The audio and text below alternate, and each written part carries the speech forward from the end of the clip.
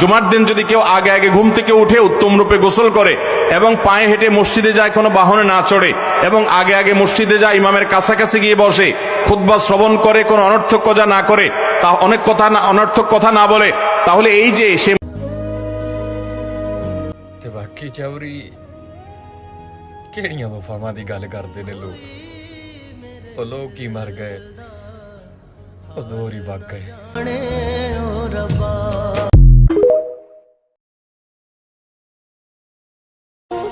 এই রোজার দিনে যারা ইসলামিক ভিডিও দেখে উপরের দিকে টান মারো, আমি তাদেরকে বলতাছি, তুমি মুসলিম ঠিকই, তোমার অন্তরের ভিতরে ভালোবাসা নাই ইসলামের প্রতি।